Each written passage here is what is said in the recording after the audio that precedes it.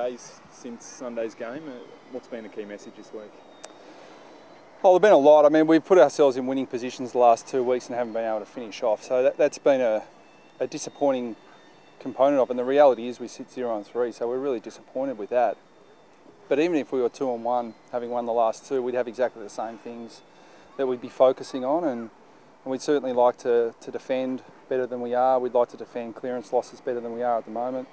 And we come up against a side that in Adelaide that are scoring really well from clearances. So we need to improve that part of our game, and we're going to be tested by one of the better teams in that area. So Brad, sorry, mate. By the sound of it, no panic by the record.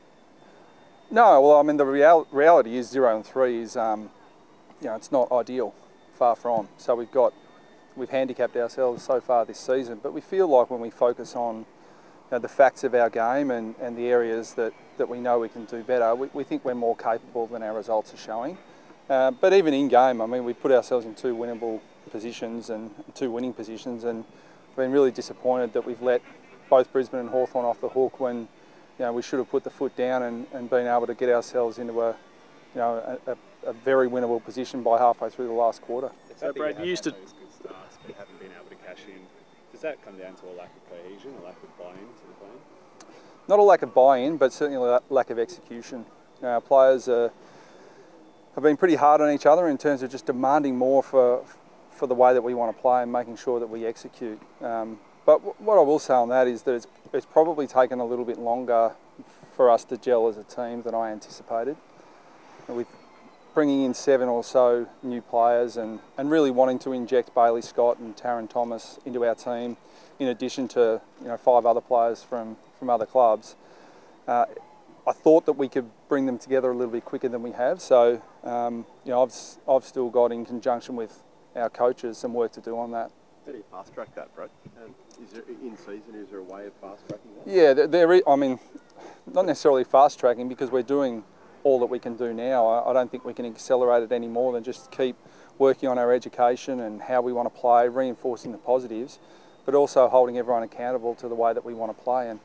And look, I can make excuses for some of the boys at the moment because it's not ingrained in them, and it's taken us a long time to build a system of play that all our players now find second nature. But for the new boys, it's been a slight challenge for them, and for the guys who've been around for a while, they've also got to get a good understanding for how the new guys play. So that, as I said, that's been in hindsight, a bit of an error on my behalf, because I probably brought them all in at the same time because I anticipated that we could gel a lot quicker. I know you won't make excuses, but you bring in a lot of outside run, and then the thing that you've been famous for the last few years, and you're inside grunt, you lose Anderson and Jacobs, and Wright, I guess. Are we hopeful of seeing them soon, and how much have you been missing that inside? Yeah, I think Cunnington's been outstanding, and Higgins has been very, very good. Luke Davies-Uniacke shows great signs, and I think all teams miss players at some stage, and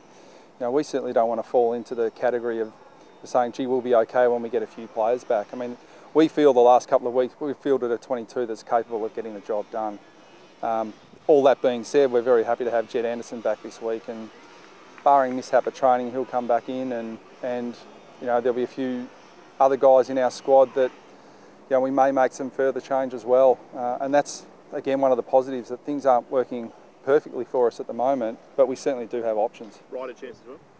Yeah, he's a chance. Yeah, I mean, I'd like to give you a more definitive answer, but a lot depends on today and how guys get through, because we had 4 or 5 guys on limited game time in the VFL last week, so we really our VFL side was hamstrung, and there'll be a few guys who, if they train well today, they'll be up for selection, but we're going to need at least the next 24 hours to finalise our squad. Suggested this week Ben Brown needs a few new tricks. Is that fair?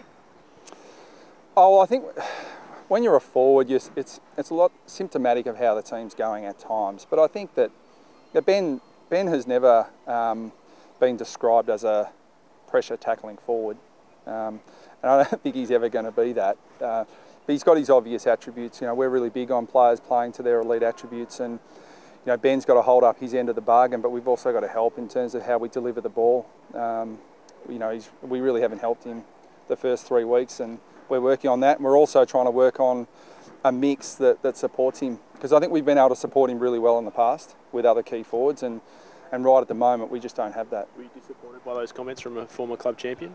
Oh, not at all. No, I think you know, I'm huge for an open media. You know, we don't have a state-run media where we filter out the messages that we want to filter out. I mean, we welcome people's opinion. I think that's one of the things that makes our game great, that everyone can watch the same game and have a different opinion. And I don't think a lot of the things that Wayne said are without merit, and Ben knows that too. But I think there are some things that we can help with as a team, that it's not all Brownie's fault. The criticism of the skill level fair, do you think? Does that go back into the lack of cohesion? Yeah, well, I reckon the first two games, it was better on the weekend. The first two games we just butchered golden opportunities and then compounded that by getting scored against on the rebound. So, no, I think that we're all really disappointed with our execution of our skills so far. But I don't think it's an across-the-board thing. I think it's been a bad couple of weeks. Players who normally kick the ball very well haven't kicked it well. But you know, I think we're not the only team to go through those ups and downs, and I'm pretty sure we're going to bounce back from that. You talked about getting that ruck key forward mix right. You didn't get it right in round one, you said. Yeah. Does another change need to be made in that regard after you've seen Tom now for a couple of weeks?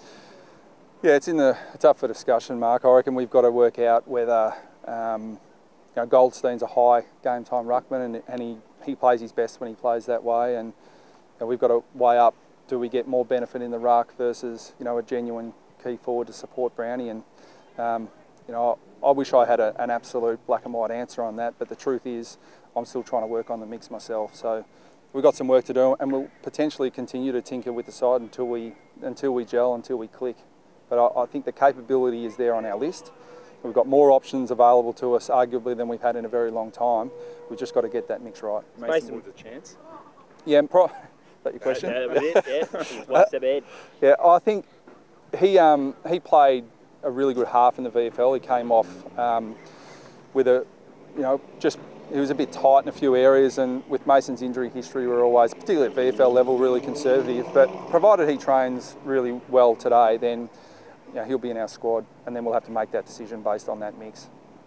Can I ask you just about Majak? Obviously, seeing him out here during the week, and then the news today that he's becoming a father, it seems like he's in a pretty good space right now. Yeah, he's had some fantastic life events. I mean, obviously the news about the baby and getting back and running is just an incredible story. So yeah, he's in a good place at the moment, but we've just got to make sure that we keep him very level and keep literally taking one step at a time with him. And the physical recovery, I think, is a little bit easier to measure. The emotional and psychological recovery is a lot harder to measure. So we've just got to make sure that we are the football club we want to be, which is providing our players with incredible support and making sure that we're there to help him all the way through. Have we perhaps underestimated the impact that incident had on the playing group? It's, again, really hard to measure. It's impacted us. How it's impacted us, I'm not sure. I can't put a definitive answer on it, but I suspect and I hope that as Madge continues to progress, it'll have a galvanising effect. And but we're torn.